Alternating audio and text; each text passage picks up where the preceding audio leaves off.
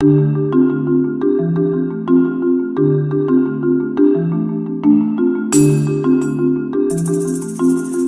this evening. My name's Rennie Keats. I'm the Managing Director of the Dalai Lama Center for Peace and Education. We're very happy that you've joined us tonight. On behalf of the DLC, I'm delighted to welcome you to Living Compassion Inside and Out, which is a series that we began in February with our first event and will be continuing through this and next month. Also, as we begin this evening, we want to acknowledge with gratitude our presence on the ancestral lands of the Coast Salish people.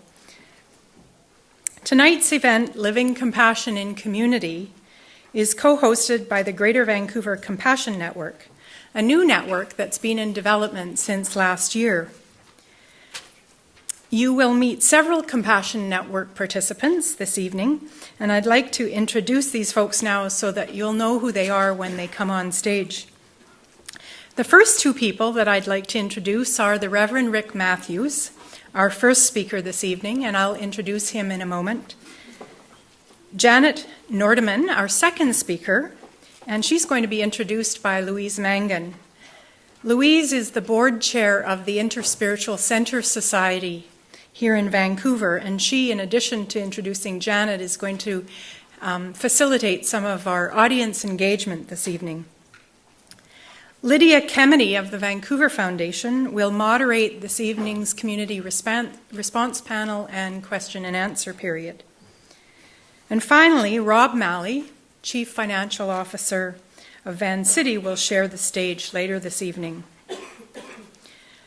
The Greater Vancouver Compassion Network is beginning to take shape, and one of the projects that we're engaged in is related to the cards that the volunteers handed out this evening. We invite you to complete the cards and also feel free to keep them and add anything that comes to you at the end of this evening's event. And you can drop them off in the box on your way out. If you didn't receive a card, just ask one of our helpful volunteers to give one to you. It's also a pleasure to co-host tonight's event with Canadians for Compassion, which is also a new organization, and you're going to hear more about that from Janet Nordman.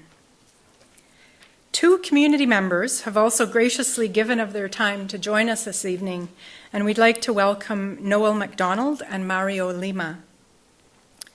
We want to express special gratitude to Van City and the Interspiritual Center for their financial sponsorship, which has helped us make this event as available as possible to a broad cross-section of our community.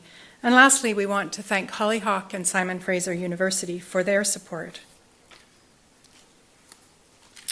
Our evening is going to take the shape of presentations from Rick and Janet, opportunities for the audience to engage with each other, a community panel, and a question and answer period. Our desire tonight is to offer varied perspectives from the speakers, the panelists, and from you, the audience, that can deepen our understandings of living compassion in community. We don't expect that we will all go away with exactly the same understanding when we leave this evening, but we do hope that the different perspectives this evening will cause each of us to think and reflect more deeply about compassion in community. We hope that this will be an inspiring and thought-provoking evening, and we invite you to linger for conversation after the formal event. And now I would like to introduce the Reverend Rick Matthews. Since 2007, Rick has worked with First United Church in the downtown east side here in Vancouver as the Minister of Mission and Community Life, an ordained minister in the United Church of Canada and previously in the Methodist Church of South Africa.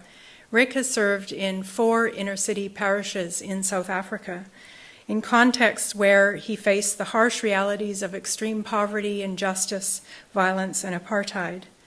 And at that time also had the privilege of working closely with Archbishop Desmond Tutu on a number of inner-city projects. Rick also served on the Methodist Church of South Africa Justice and Reconciliation Committee, and during the first democratic election in South Africa, chaired Peace, Reconstruction, and Development Committees. As a means to facilitate small group interaction, Rick invented a board game called Nomi, which has been used widely across the world to enable conflict resolution, relationship building, and development of understanding across racial and religious boundaries. And it was this board game that led to Rick doing work in the context of industry to address injustice in the workplace. After working with Deloitte Consulting in South Africa, Rick relocated to Vancouver, again with Deloitte Consulting. And in addition to his work with First United Church, is the president of Radical Momentum Consulting. He has 25 years' experience leading organizational development and change projects in Canada, South Africa, Zimbabwe, the US, and Thailand. And for 2 years, from 2005 to 2007, he completed an assignment implementing organizational change in 105 offices for World Vision. Rick is married to Nina, has 2 adult children, and is the doting, emphasis doting, grandfather of a beautiful 6-year-old granddaughter, Kyla. Welcome to the stage this evening, Rick.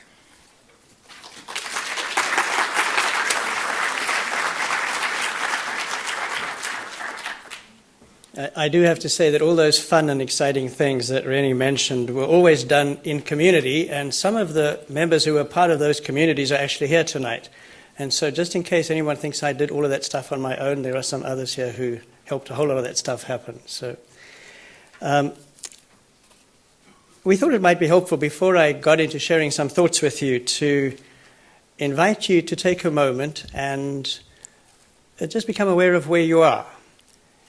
That as you sit in these seats, as you find yourself in the downtown east side, in the place where Vancouver was first begun, in a place that has become known around the world for the challenges and the gifts and the diversity that is within these neighborhoods around us, you have brought with you yourself, who you are, your own thoughts, fears, concerns, shadows, things that haunt you and trouble you, your gifts, your joy.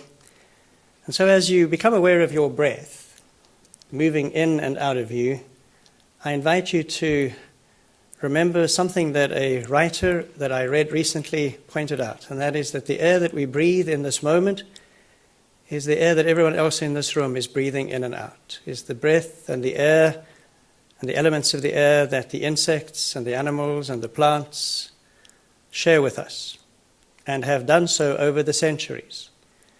And the air that we breathe is part of the same air that moves around this global earth and is breathed by countless millions of other people and other creatures and other living organisms. And that we're part of that wonderful, amazing mystery that is life and creation. But part of all of that, we come in this evening as individuals, and we bring who we are into this space. And together, we create sacred space.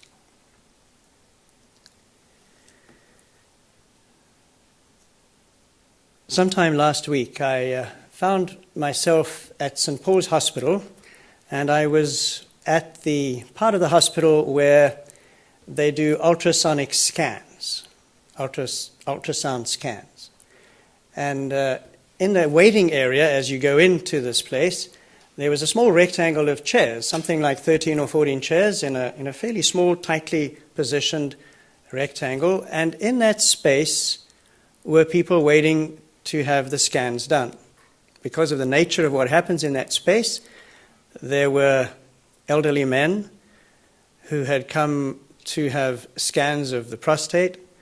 There were women who'd come for scans of their breasts. There were men and women who'd come for scans of their stomachs, all of whom were sitting there with some anxiety about what these scans would tell them. There were also, in the time that I was there, 2 or 3 women who'd come in, and they were quite frequently with a partner, and they were pregnant, and they were young, and they had smiles on their faces, and I watched one couple sit side by side, snuggling cheek by cheek, both his hand and her hand, stroking the round stomach within which was this new life that they were hoping to see for the first time. And I sat there watching the collective awkwardness. Some sitting with one gown facing forward and one gown facing back, and their clothes in a bundle on their laps. Others had already had the scan and were back waiting. But in that awkward, uncomfortable silence as people sat with a shared experience, it was as if something was missing. Something that was there but was not being shared.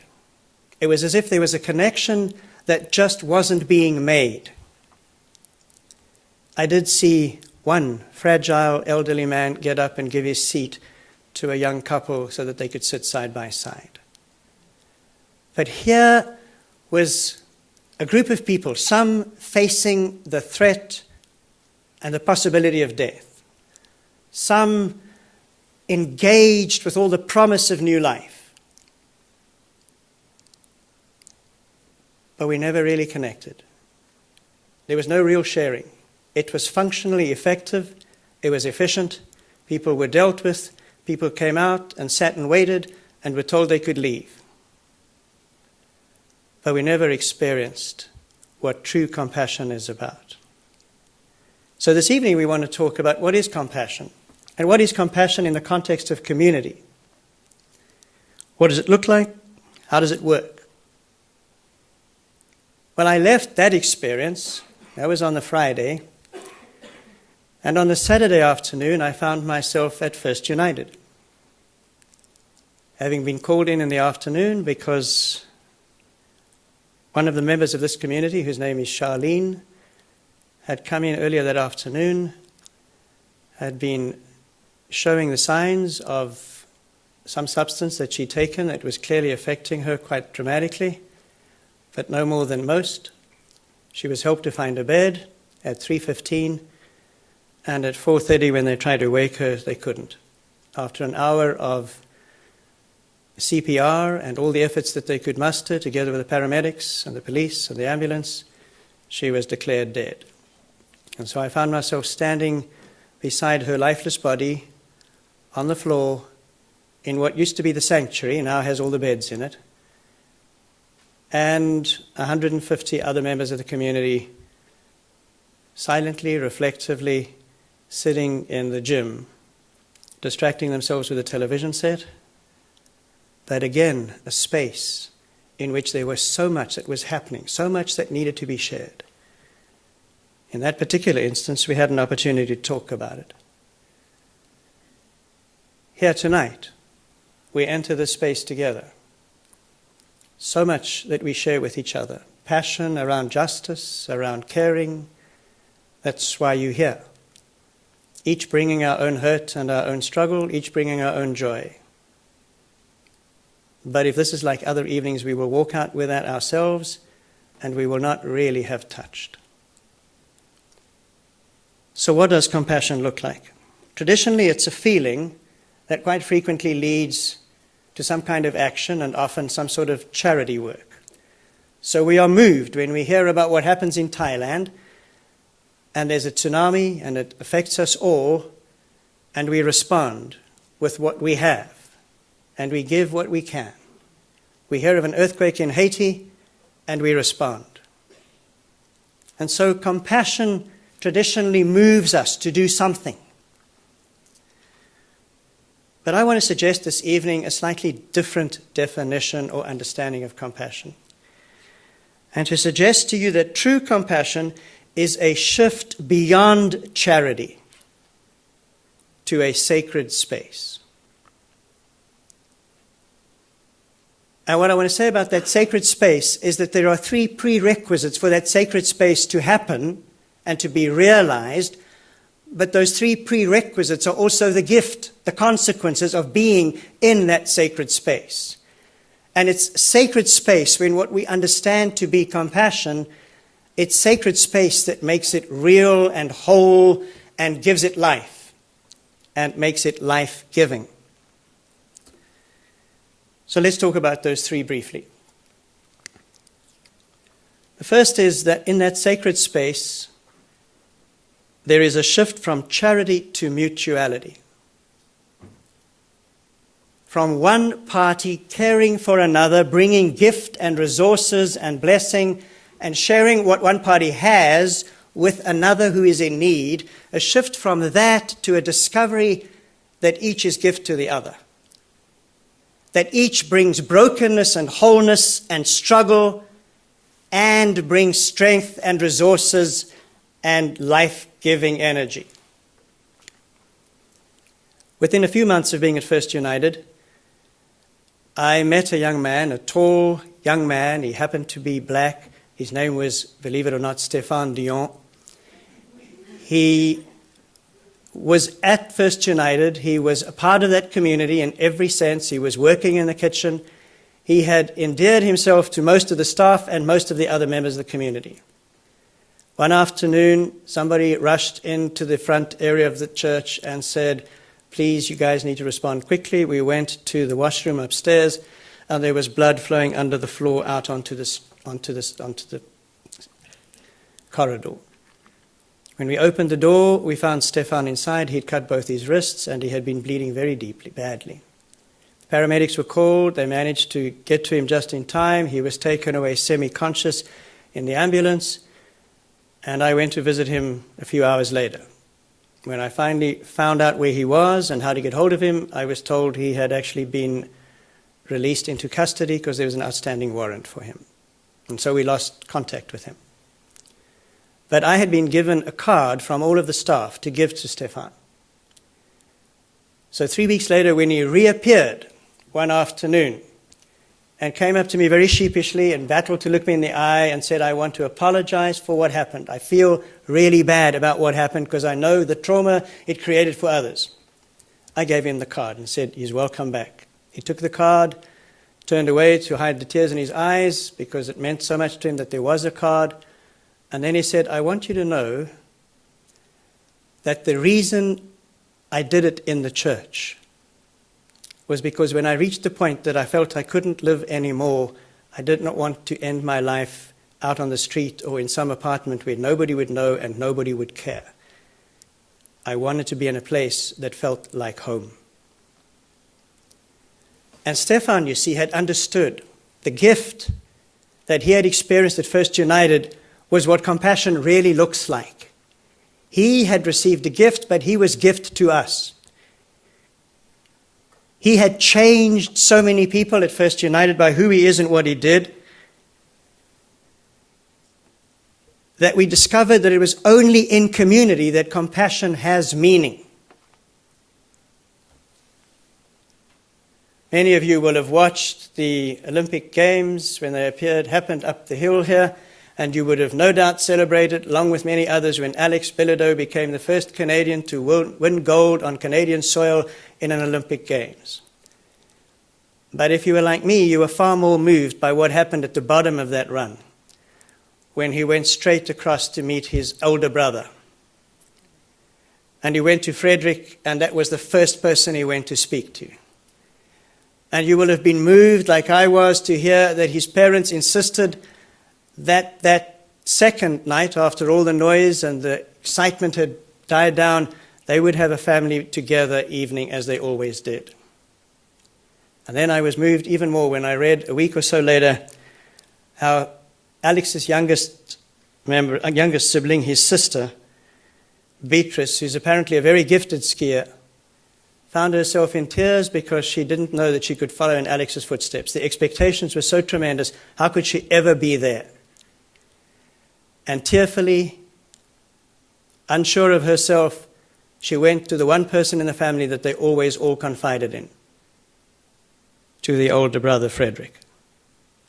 And Frederick said to her, "Beatrice, you can only be who you are." And then curled her up next to him in the bed and held her as they both went to sleep. Now that's mutuality. That's understanding that this child born with cerebral palsy became the strength in that family. And the family understood the gift that was in front of them in those moments. One of my friends introduced me to his friend, who has now become my friend, but he was telling me about his 10-year-old son and his 7-year-old daughter. And they were in downtown Vancouver, and the 7-year-old fell and hurt her knee, and as all 7-year-olds do, began to cry because the end of the world had come. There was blood, which is absolutely traumatic. And as she was in tears and distressed, just to the right, he became aware that against the wall, this bundle of clothes and blankets began to move, and a man emerged from behind the blankets and from behind an upturned hat that he hadn't noticed there.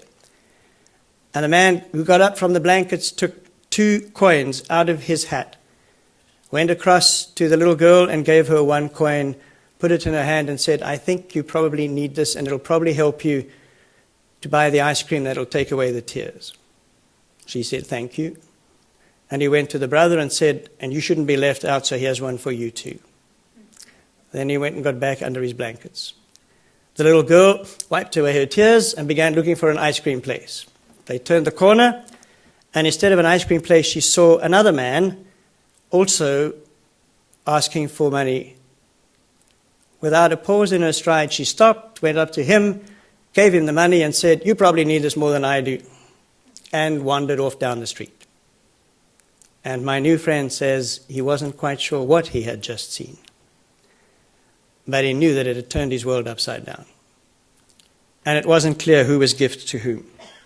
So what would compassion look like if we understood that and lived that, and as we do live it out?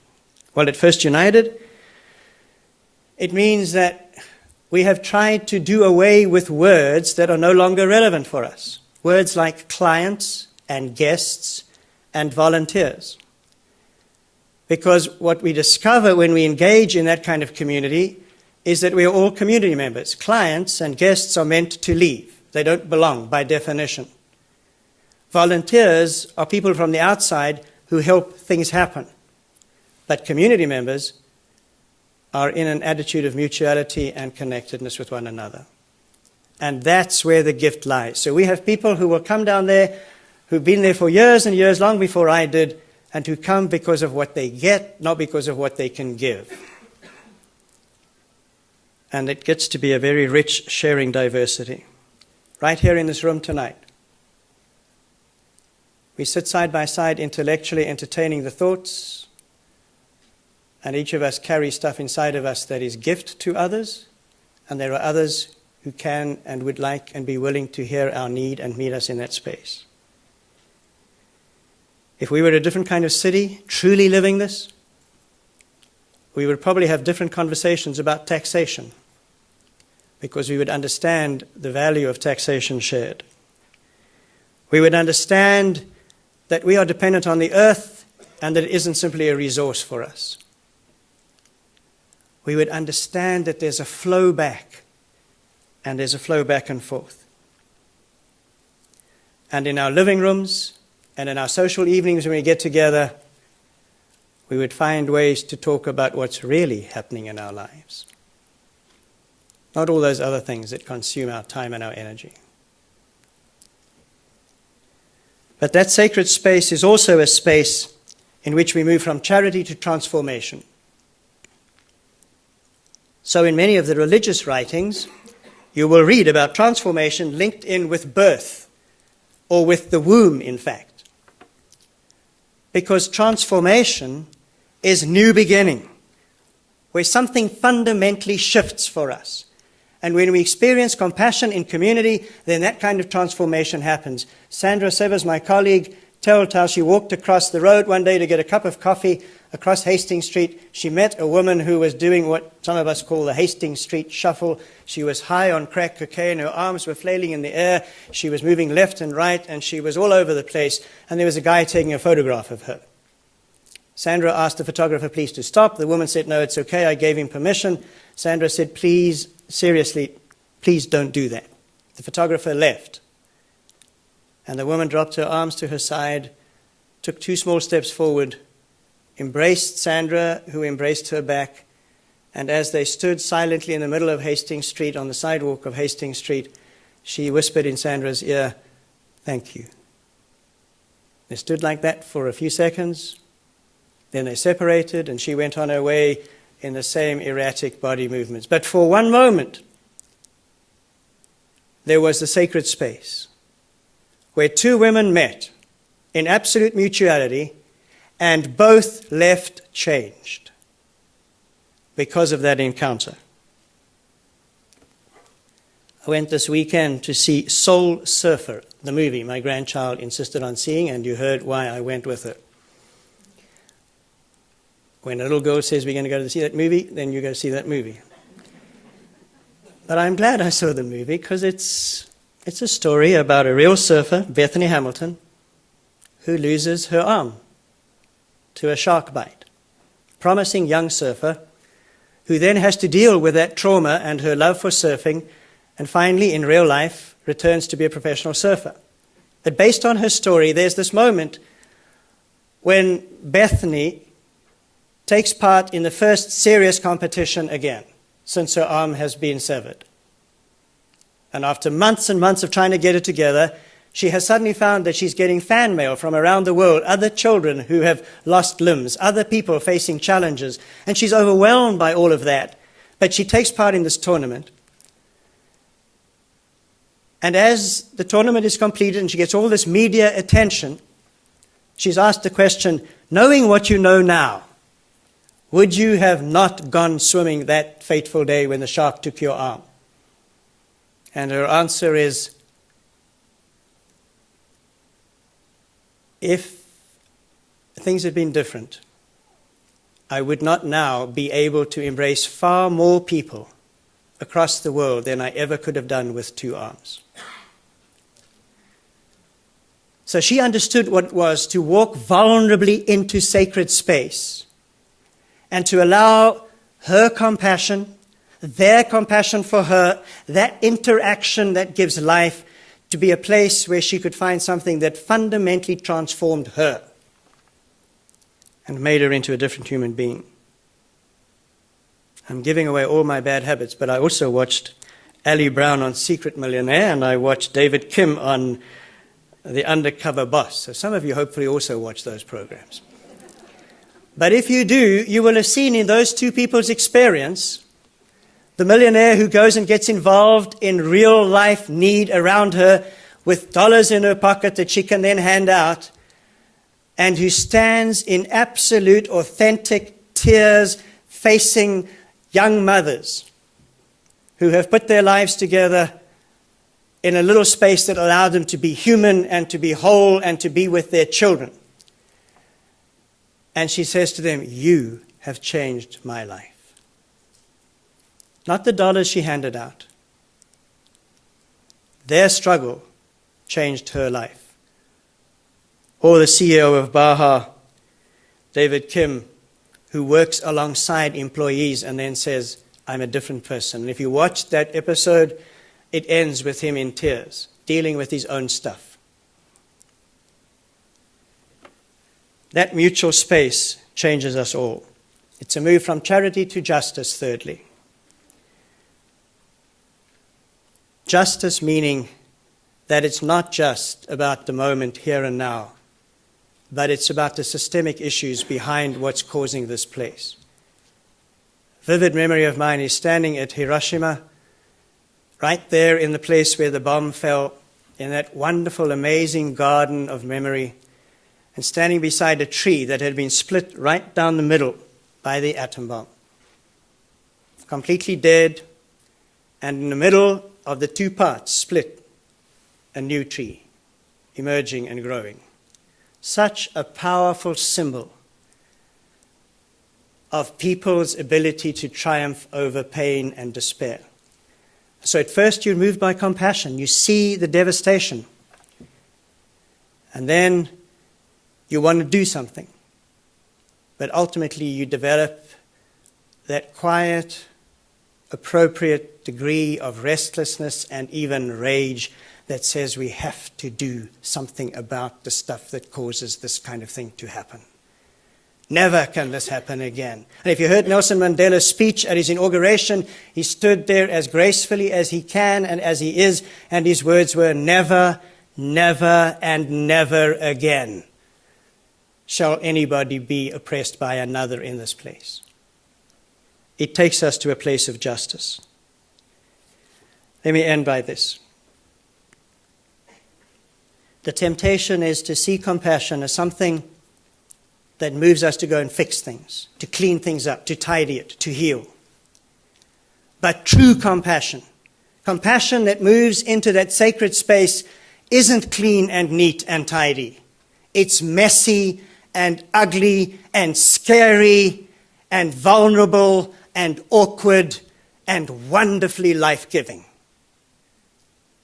And so when we're willing to move into that space, something different happens.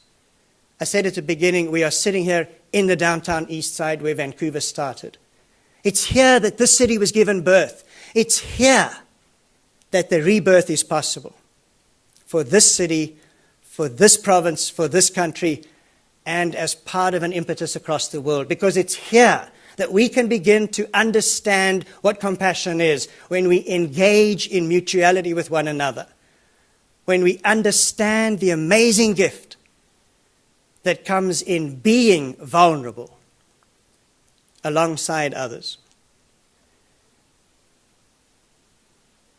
And of course, that's true wherever you go to from here. So when you leave this space and you go back to your home, right there in front of you is an opportunity. When I was at St. Paul's, there was the space. Wouldn't it have been wonderful if someone just said, hey guys, we're all facing all kinds of stuff. The line between life and death is so fragile. That tiny child whose heart is beating in your stomach, your fear is, will it keep beating? These people over here having scans in their fragile elderly years are dealing with life and death. We're all in the same space. It would have changed everything if we could speak to each other tonight instead of just listening to someone who's talking for too long. I'm seeing the sign.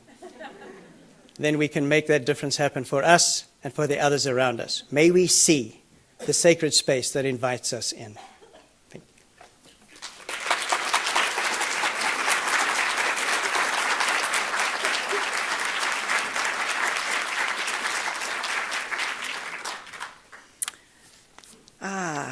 A computer. I don't have a computer. There's the secret little computer down here. Friends, I'm Louise Mangan. I chair the board of directors for the Interspiritual Center Society, and I'm here tonight for the Greater Vancouver Compassion Network. And I know that you want to join me in saying to Rick how much we appreciate your compassion, Rick, and your opening to us, and hopefully to those whose lives with whom we will share that vulnerable and tender space of mutuality, a deeper compassion, and a space of transformation. Thank you.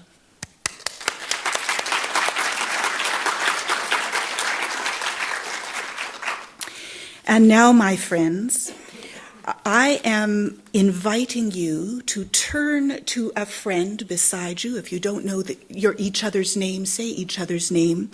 And you have 2 minutes each just to share what connections, as you were listening to Rick's words, what connections you made to your own understandings and experiences of compassion.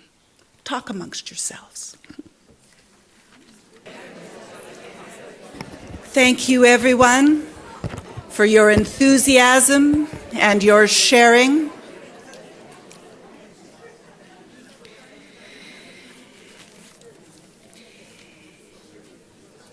It is my honor and truly my great pleasure now to introduce to you Janet Nordman and to tell you just a little bit about Janet and about Canadians for Compassion. For 30 years, Janet has been a lawyer, a social entrepreneur, and a student of several of the world's faith and spiritual traditions.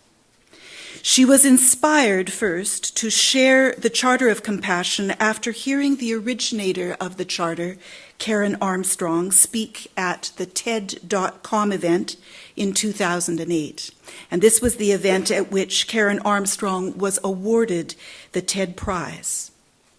And since that time, Janet has embraced the Charter of Compassion as a mechanism by which Canadians can bring peace and cooperation and mutual respect into our local, national, and global communities. In November of 2009, Janet attended an event in London, Ontario, to celebrate the launch of the Charter of Compassion there. And response to the Charter was so positive at that event that Janet decided to set aside her legal practice so she could devote her time and her energies as an ambassador for the Charter of Compassion. Canadians for Compassion is Janet's vision and her aspiration. In 2009, she launched this new network as a national social enterprise to provide a means for Canadians to affirm the Charter for Compassion, to learn of other Canadians involved in compassionate activities, and to bring financial, social, and political support where needed, to launch and sustain educational and social programs that are compassion in action. From her interesting and accomplished professional background in law, art, music, marketing, and philanthropy, Janet is bringing together the latest of creative, technological, and social networks to unite us as Canadians in every province and territory in affirming the Charter for Compassion. The national campaign includes an initiative to collect 100,000 signatures from the 305 federal ridings across Canada, calling upon Parliament to declare Canada as a compassionate nation, following the principles of the Charter for Compassion. Janet, please come. We welcome you.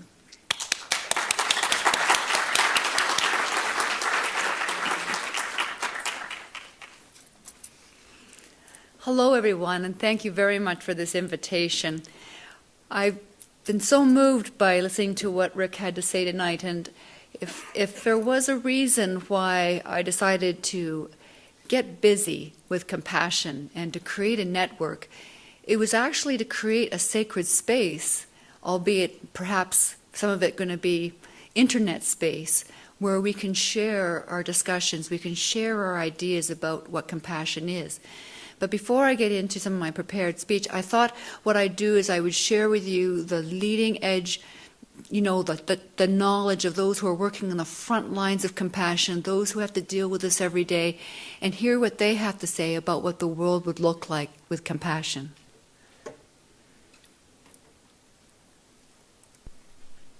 If everybody practiced the golden rule, wars would end quickly, probably. And if everybody did the golden rule, they would be a better person. It'll be nicer, peaceable, and respectable, and you'll get to have a lot of compassion at your place and to be peaceful and stuff. If everybody does that, everybody could get along and be nice to each other. I would think that there would be less wars, less fighting with your love. That just might be a glitch, so.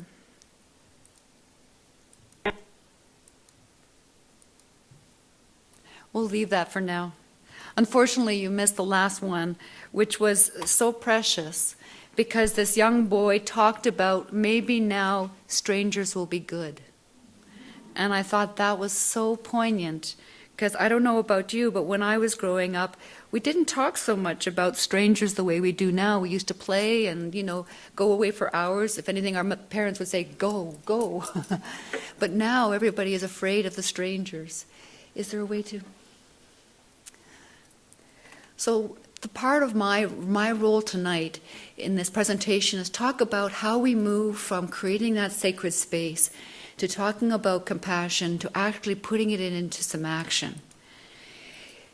Daniel Goleman, the author of Emotional Intelligence, says, it's not that we're not hardwired for compassion, because the most leading work that's being done in social neuroscience is saying that, in fact, because of mirror neurons in our cerebral cortex, there's a part of us that actually cannot help but want to respond when we see someone in distress.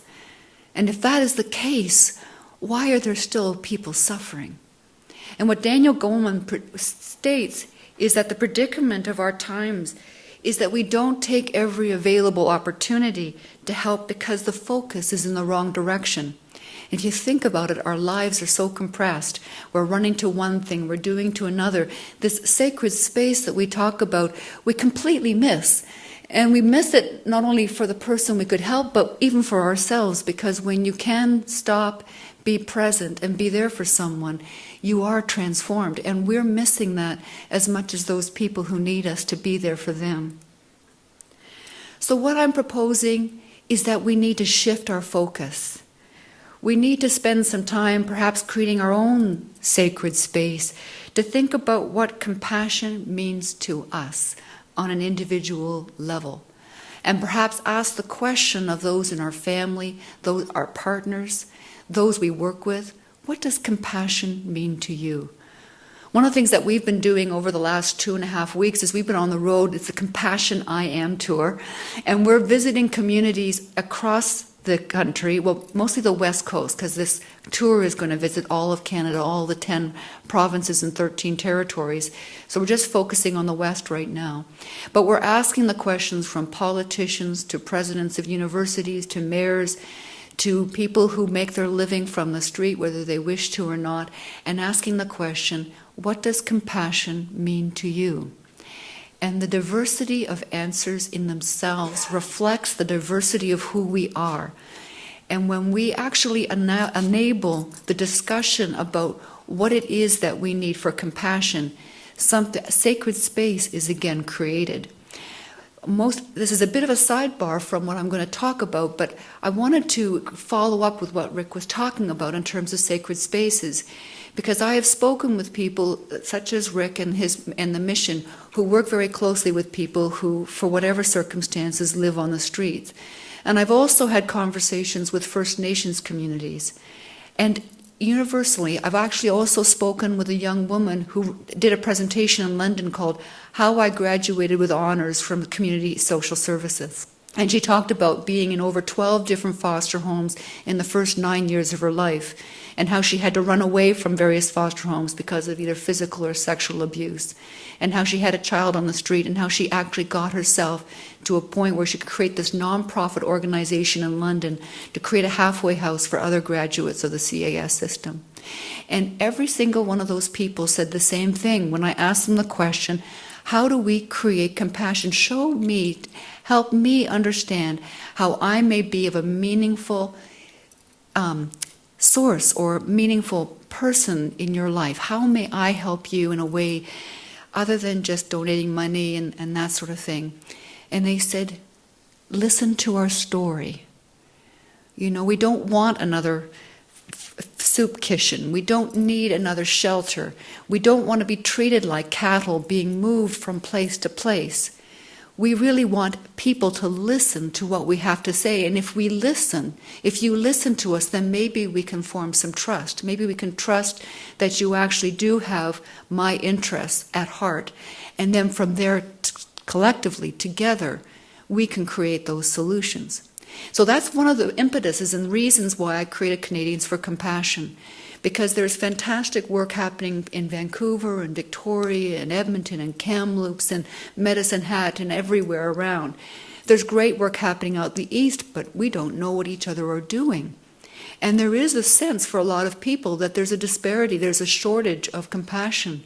But I can share with you, wherever I go, there's outstanding and fantastic examples of compassion in action.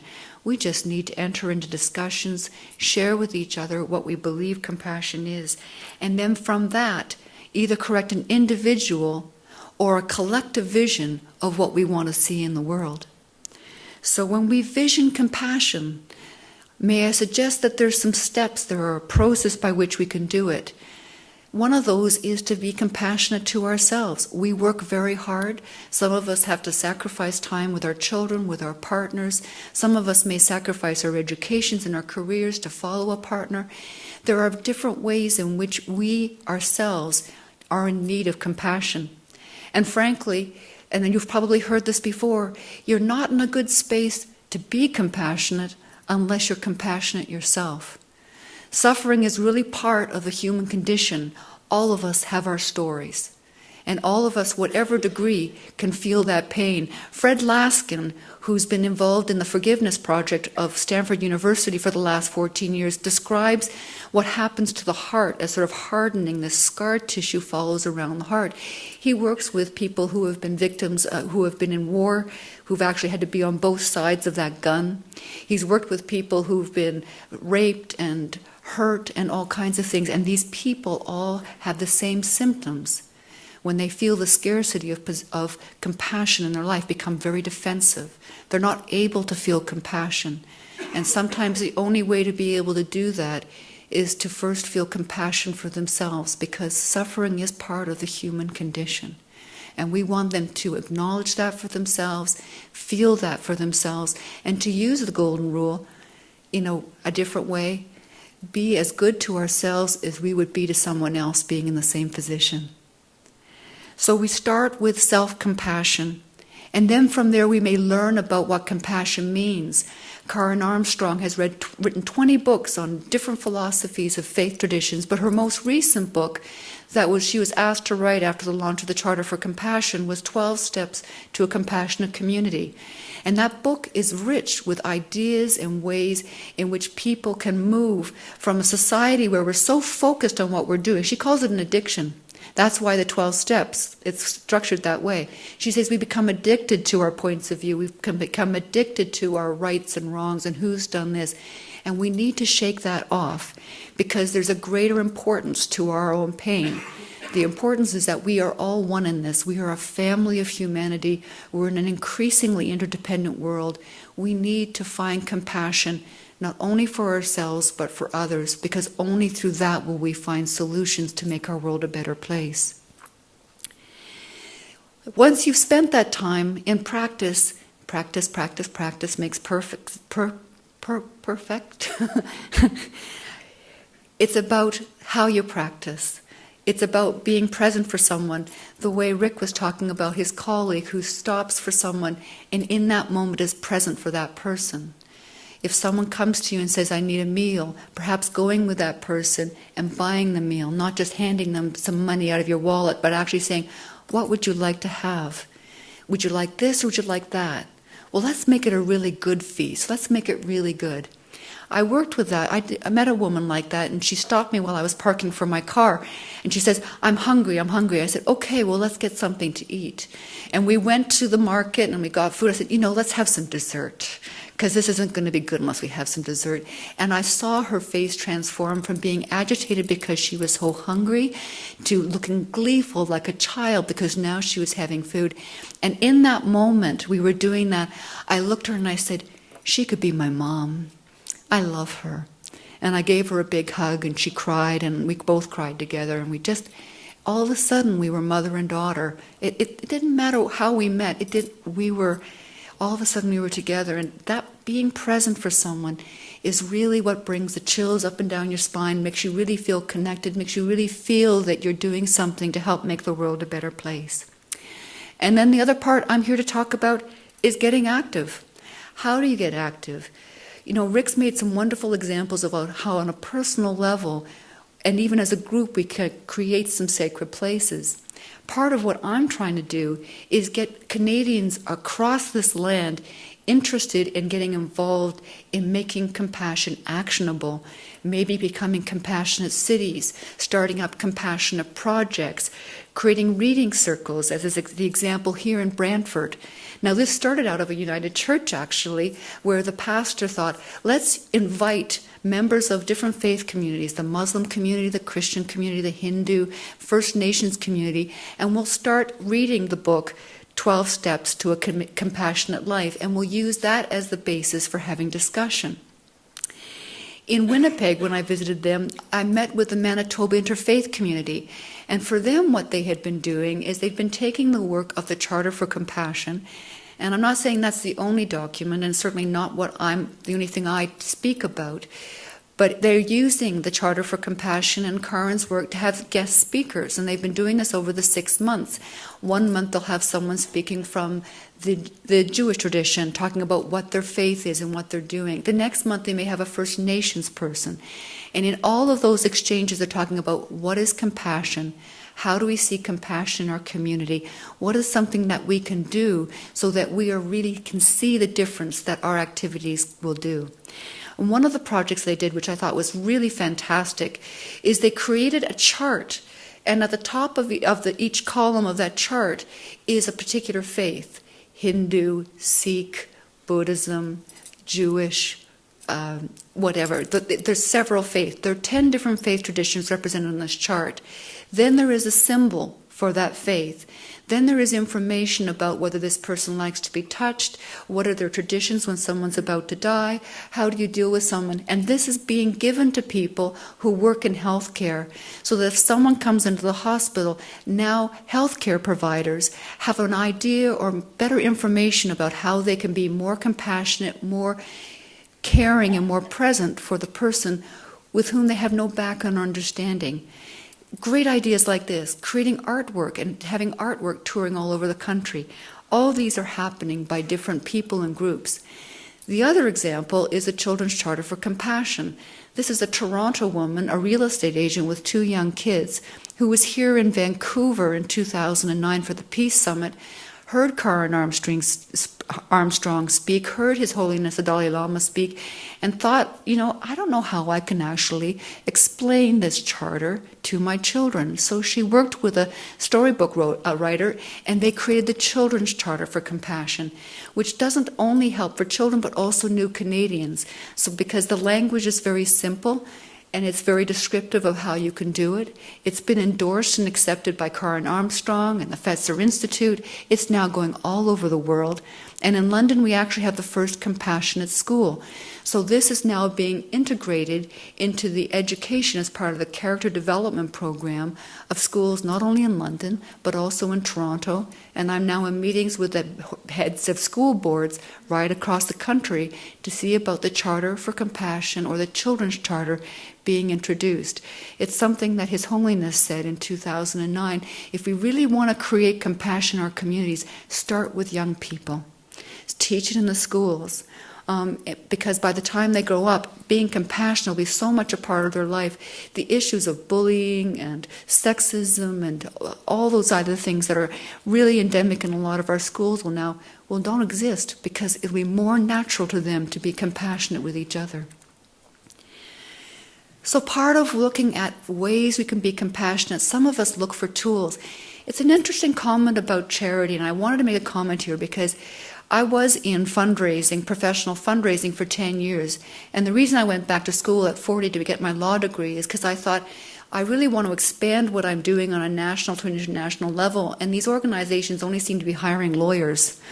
So, my 14-year-old said, Mom, but that was it. I wanted to do more, so I went back to school. And then, once you drink the Kool-Aid in law school, all of a sudden you end up doing litigation.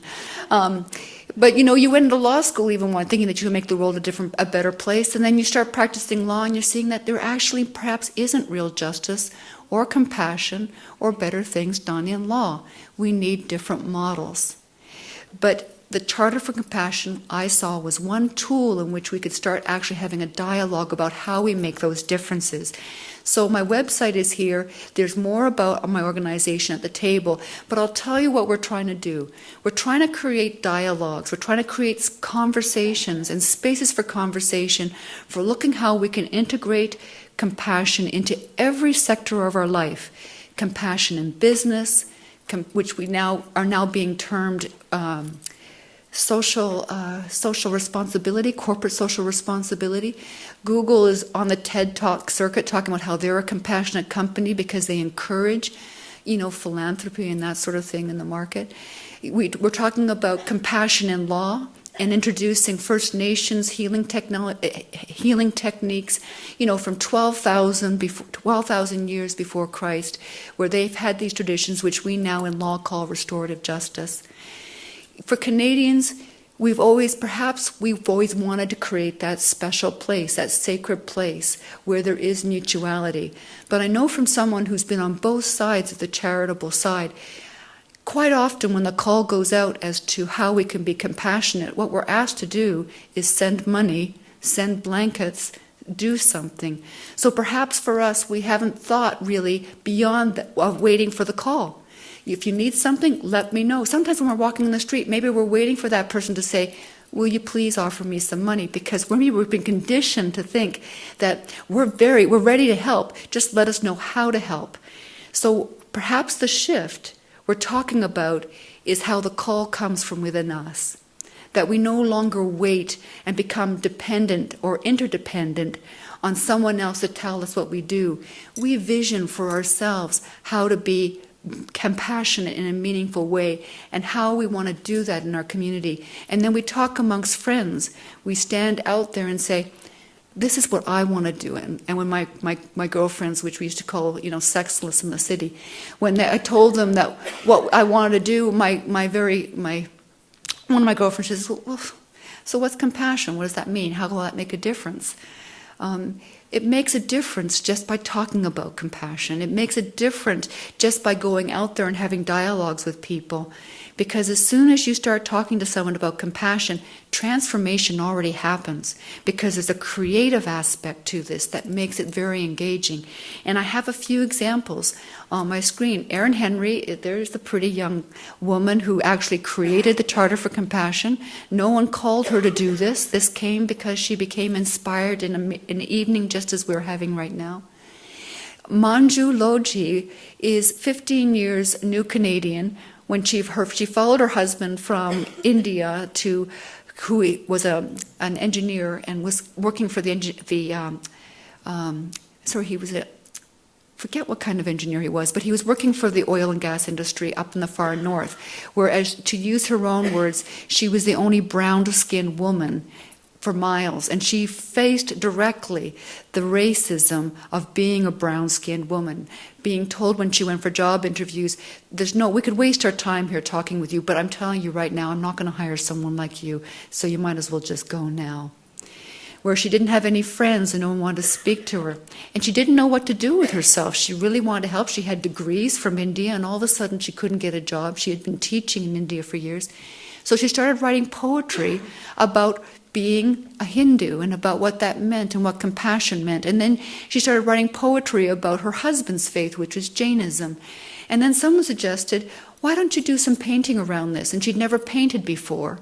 And then she just started taking a brush, and before she knew it, she was completely hooked on painting, and it took over the whole dining room and the whole basement with all these canvases. So she went to the local Mennonite organization and said, would you mind showing my artwork? Met Ray Dirks, who's been working in Africa as an artist for years. They collaborate, and out of that comes In the Spirit of Humanity, where they engage young people, over 2,000 school children in Manitoba, right from First Nations communities in the high north to the major cities and small communities, so that they could all create artwork. She would rip canvases and give them to children and say, give us your artwork. Then she sews the canvases back together. And now there's a documentary, In the Spirit of Humanity, that's just about to be completed, and then she's writing her book. You don't need to wait for the call. Just whatever hurts in here, whatever motivates you, gets you creative, make it fun, whatever it is, just do it and get involved. And that circle you hear right there, that was my ceremony in 2009. And I took the Charter for Compassion in the 20 languages that was available at the time. Thank you.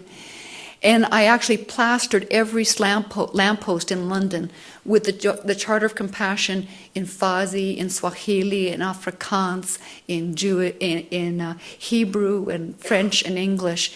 And then we had this circle in the park. And you'll see in the background there is the staff of a carillon that had been a gift from World War II. And just as we were about to start, what chimed through in the carillon was, it's a small world after all. So one of the things we're doing, because I've got 4 minutes left. I have 3 minutes left. One of the things that we've been doing and actually to try and get people talking about compassion and getting interested is we've developed a compassion app. And this is coming to your iTunes store really soon. And I wanted to have a demonstration of it tonight, but you saw what happened to the video, so it's a good thing I didn't use up my time for that as well. So you can come to the table afterwards. I'll show it to you on my iPad, but the bottom line is it allows someone who has a smartphone, and later there'll be for BlackBerry and other platforms, a way that you can share your act of compassion. You can take a picture. You can set the location for where it is. It will ping on the map of Canada, which is our site, so you will be able to see all the lights of compassion all across our country. And you'll be able to scroll over that map and pick on that point, and you'll hear someone's story. You'll see a face. Someone just submitted an act and said, "This is for my parents," and they bought a brick for compassion. There's so many different ways you can get involved. So where to start is be compassion. If we talk about the sacred space for compassion, be that sacred space yourself, because that's where it starts.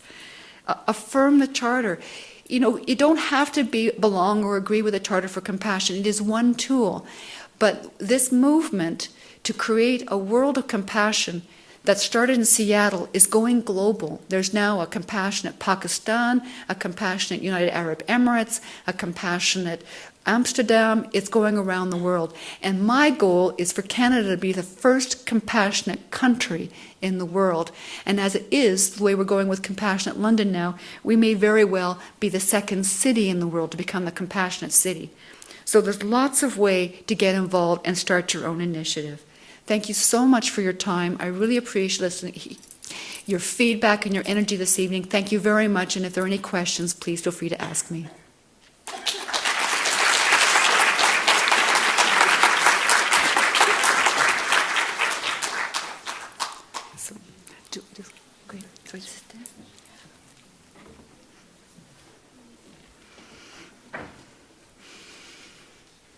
Janet, thank you so much for your deep and creative inspiration. You've inspired all of us. I know the work of transformation within and between us and a more compassionate Canada.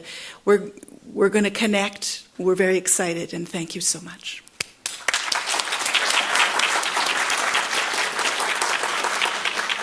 My friends, would you turn now to your conversation partner? And again, a couple minutes each. You have heard inspiration from both our speakers. Now share, what do you think you can do? What do you feel you can do to live compassion in community? Thanks so much. I know this world is going to be a more gentle and a kinder place. All the loveliness emerging out of the compassion within and between us. I would like to welcome Lydia Kemeny of the Vancouver Foundation, who is going to be our moderator for the panel discussion this evening. Lydia, these mics are on.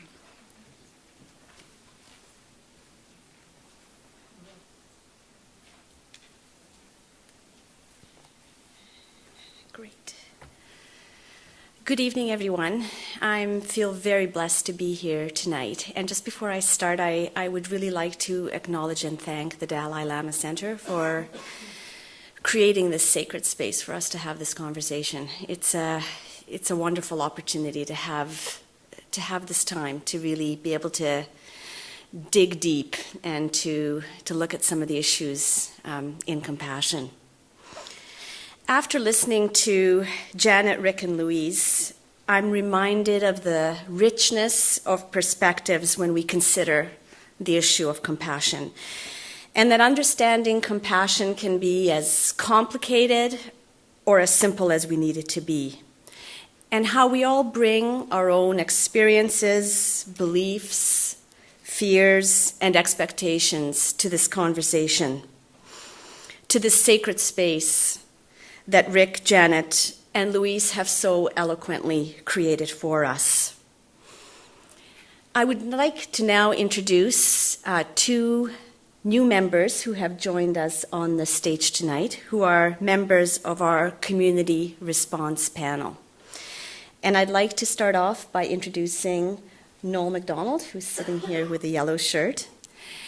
And Noel is a former journalist who retired 5 years ago to care for his wife, who has young onset Parkinson's disease, and his young son. In the fall of 2008, he started a small project to photograph Christmas portraits for the community at First United. Since that time, the project has grown to include 7 photographers last year. Noel has expanded his portrait work to other locations in the downtown east side. The At Home project for housing mentally ill homeless folk, and to First Square at BC Women's Hospital, Canada's only live-in program for pregnant and addicted women. At last count, he has shot more than 500 portraits. In the 3 years that Noel has been part of the community at Hastings and Gore, he has become a fill-in-the-cracks volunteer, trying to find new ways to help support his friends. Noel's compassion takes the form of sitting and listening, standing beside his fellow community members through difficult times, and speaking for them when they can't be heard. Welcome, Noel.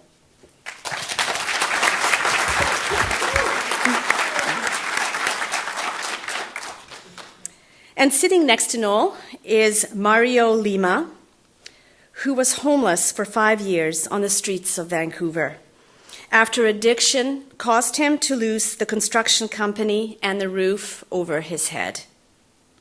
For the past 11 months, he has been volunteering at First United Church and living on the downtown east side in a room which he happily reports has its own bathroom. Mario's voice was used in a recent video about the mannequins named Gordon, Steve, and Jody. These 3 body sculptures were used in December on the streets of Vancouver to draw attention to how easily we do not see the person inside the familiar shape of homelessness. As Mario has said, the thing is we're human, we have a name. So when people did say hi to me, it made me feel good, like somebody cares. I think this is a great segue for the next part of our evening. So welcome, Mario.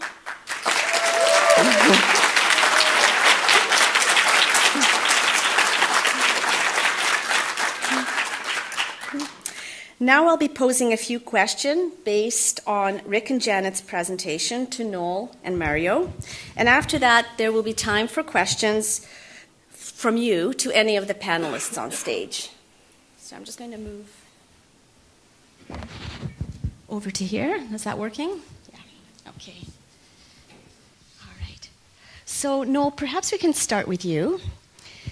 What has been your experience of compassion, and what most resonated for you from what you heard from our speakers? Well, thinking about when Rick was talking about mutuality, my experience in compassion in our community, in the community that I'm allowed to be part of, is this mutuality of what we get, what the person I'm sitting across from gets, and what I get. Every day I get more than I give, by a long stretch. And in part that comes because my approach is, when I'm with my friend, is that I want my friend to have what they want, not what I want. And sometimes that's very difficult to let go of my West Side, Kitsilano, Point Grey ideals of what that might be. But the mutuality of compassion is the thing that comes to me. And that comes in what I get also. Because for an awful lot of the people that are my friends, often all they have to give me is compassion. Thank you very much. Mario, can you please tell us about an experience where compassion has made a real difference in your own life? Well, we all have compassion, but for me, compassion is that I can be sitting in a room all day and all night. And if I'm not doing anything or listen to somebody or try to understand or helping somebody, I'm not showing compassion. So the only way we can show that we have compassion is by doing things. Like help the community whatever you can. It doesn't have to be too much, even just by sitting down and listen to a person for 5 minutes. But you really have to listen, and you have to put yourself in that person's place, because we all have feelings, and that person has feelings. And try to understand and doing things, be active. Which before I understand compassion, the word, but I didn't know if I was doing any compassion things, right? But coming to this meeting here tonight, I understand that I am doing something that shows that I have compassion in my heart. Excellent. Thank you very much.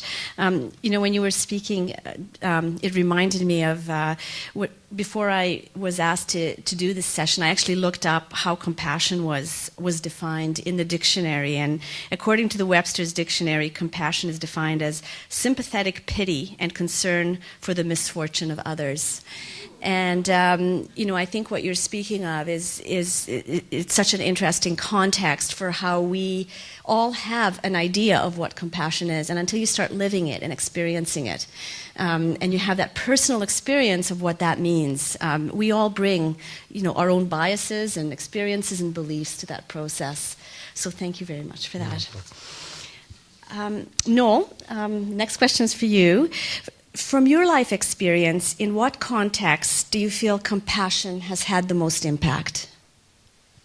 I want to start by saying that I just hate that definition. Just every word in that makes my skin crawl. I don't have sympathy for people. I have empathy for their situation. I have no pity for anyone.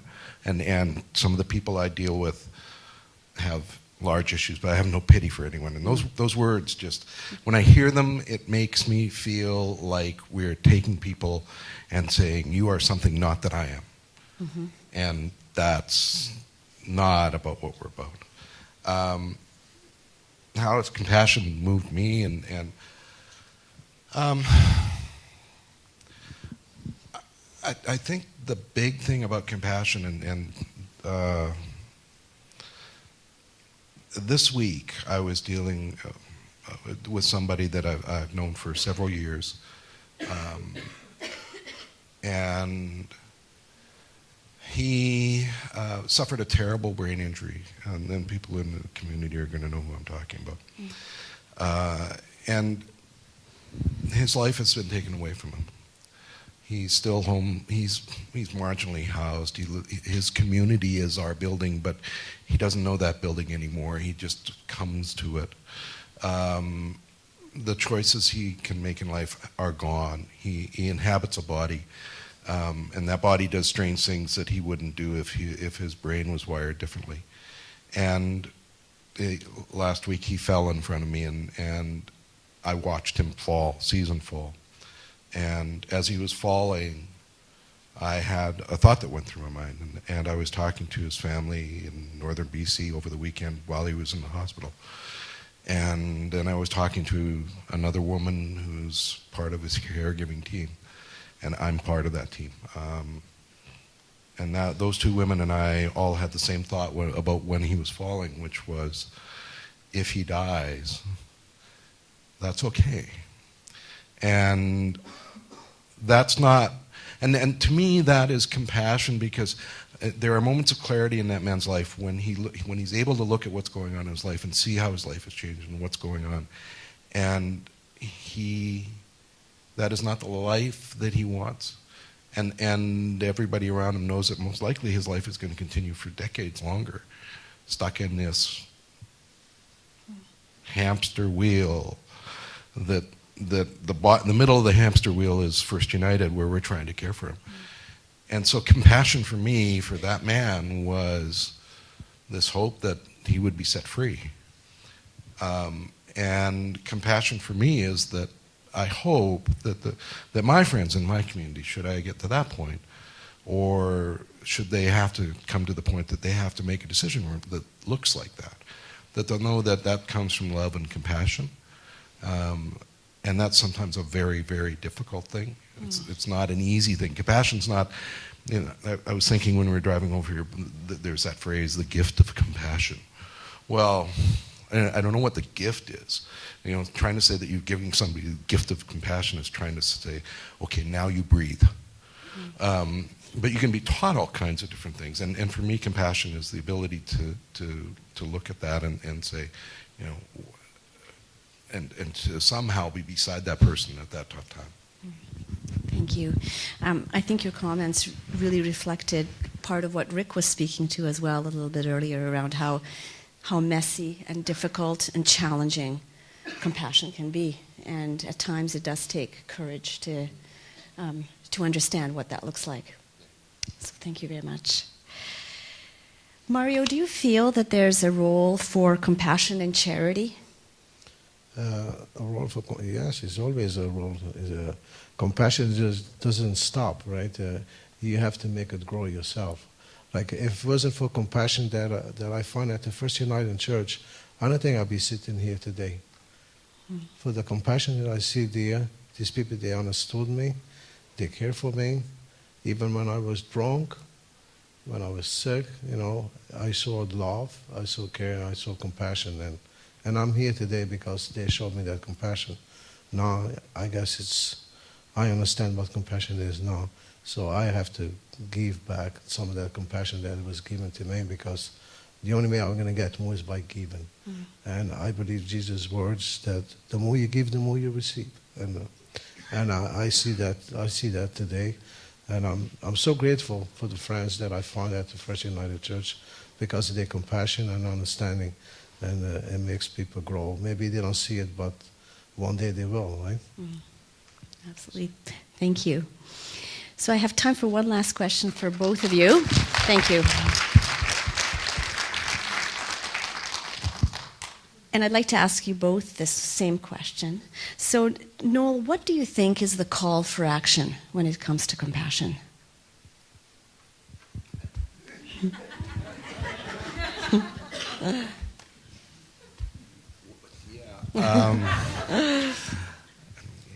I don't see a call for action. It's almost a call to not be inactive.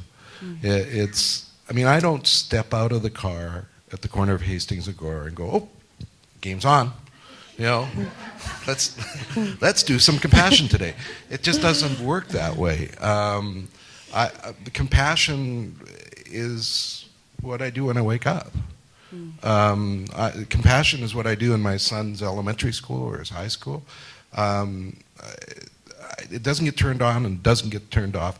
If there's a call for action, you need to give your head a shake and think about what value you're putting on compassion for yourself.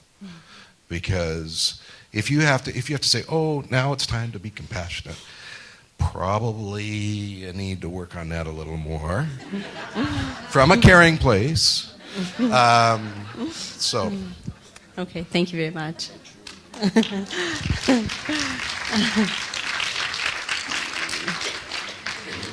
And Mario? Mario, the same question for you. What do you think is the call for action? Compassion for me is that if I see somebody that is angry, because things that happen in life with us, right? Nobody likes it. And sometimes you see people, they're very angry, right? And when a person is angry, right, that person is only hurting himself. Okay? When I'm angry, I'm hurting myself.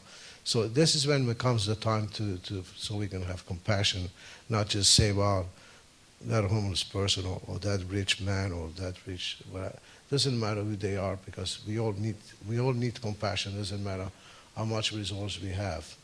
Not just the homeless person needs compassion. Everybody do. And when we see somebody angry, this is when the time we have compassion. We don't say, well, I love you, but go away, right? That's not the way we do things. We gotta have to show compassion when you see people angry, when you see people even laughing. Sometimes they laugh at silly things, but you have to show compassion. We don't want to walk away from that.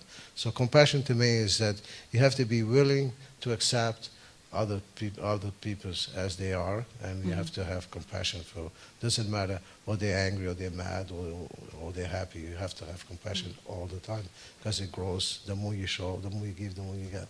Compassion, yes. Okay. Thank you very much. And I would now like to offer sincere thanks to our community response panel. Neil McDonald and Mario Lima, thank you very much for your participation.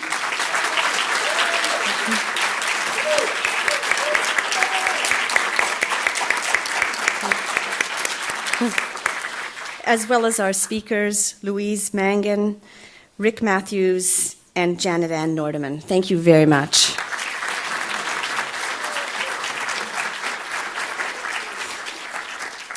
Thank you very much to all of you for a very thought-provoking conversation and for offering your insight into the many facets of compassion and community. And now I'd like to invite Rob Malley of Van City to come up and share some final concluding comments with you. Rob? Thank you, Lydia. Firstly, on behalf of Van City, I wanted to say that Van City is delighted to have participated along with the Dalai Lama Center and other organizations, and several organizations, in the early development of the Greater Vancouver Compassionate Network, and to be a sponsor of tonight's Living Compassion and Community program. Next, I'd also like for you to join me in thanking a few people who worked behind the scenes to make today possible for us. And those are Rennie, Fredis, Natalia, and Dan. Thank you very much.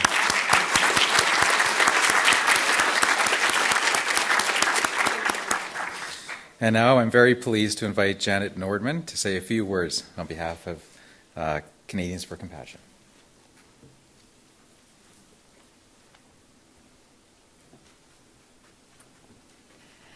Just want to thank you all for coming this evening and participating in our discussions tonight. You can't have a discussion about compassion without people also wanting to open up and hear what people have to say. And so thank you for your wonderful questions. In terms of creativity, the sky's the limit. Absolutely, sky's the limit.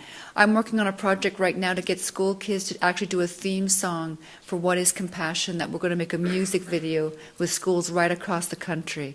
You know, we're on our website, we'll actually offer a place where people can do art on compassion, who can write poetry, and we'll feature it. So when it comes to creativity, anything you can come up with, creating that space, creating opportunities for discussion, featuring people with the world experience that we need to help us reach out in our communities where we may feel a little bit isolated.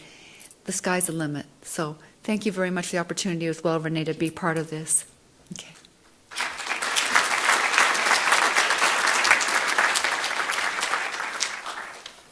We really wanted you to know that compassion is truly about community, and that's why you've seen so many people popping up at the microphone tonight.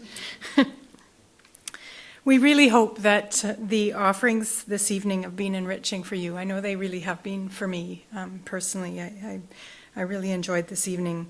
That they've been enriching through reflection, through new learning and affirmation on your own journey to compassion in the world. We'd like to let you know of 2 upcoming Dalai Lama Center events in the Living Compassion Inside and Out series. On April 29th, we're delighted to host Dr. Stephen Post at BCIT here in downtown Vancouver. Some of you may remember his wonderful speech at the Ridge a few years ago. And this time, Dr. Post will speak on the power of giving, compassion, and hope. And there is an incredibly wonderful connection between a lot of what's been shared tonight and his most recent book and his own very personal experience of living compassion through his relationships with other people. On May 10th, Dr. Daniel Siegel will present here again in the cinema on the topic Mindsight, Brain Science and Transformation for You and Your Relationships. And tickets for both of these wonderful events are available at through the VTIX website or through their phone number. We also want to let you know that Margaret Wheatley will be in Vancouver this coming October for an event called Perseverance, Leadership in Turbulent Times. And we'll be hosting that event in partnership with Hollyhock. You can pick up information about all of these programs at the information table, or you can visit our website, DalaiLamaCenter.org, and click on events. And just so that you're aware, it's center spelled the American spelling. young organizations as we are, both Canadians for Compassion and the Greater Vancouver Compassion Network, are growing exciting ideas and projects. And Janet shared a lot of them, and certainly Louise alluded to a little bit of what we're up to. And I mentioned earlier the card that we had handed out. And a big part of what we want to do is to really begin to define, through the input of our community and communities, how we see compassion. What is compassion? What is a compassionate community? What would a compassionate city look like?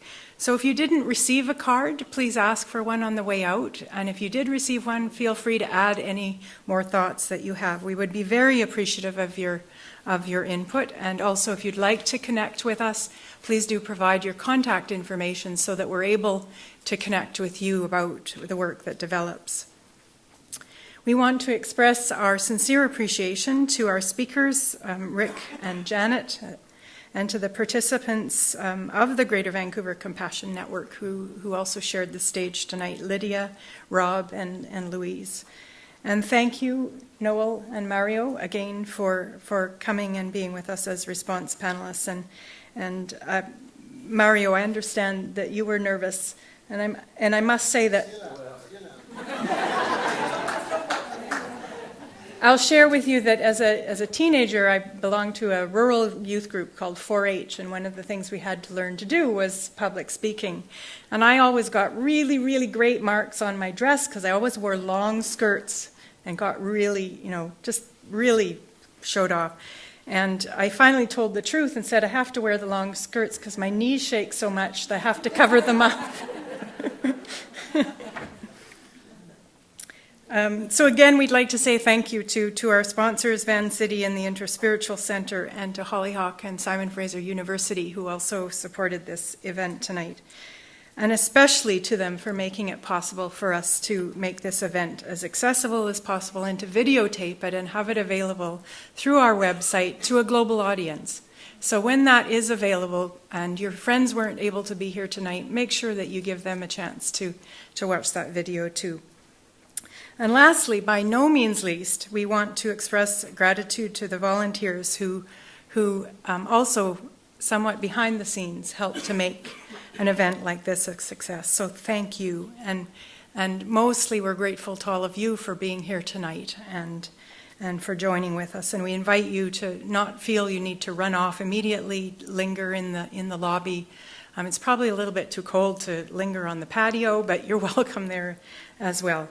And whenever you do leave, please have a pleasant evening and a safe trip home. And thanks for coming.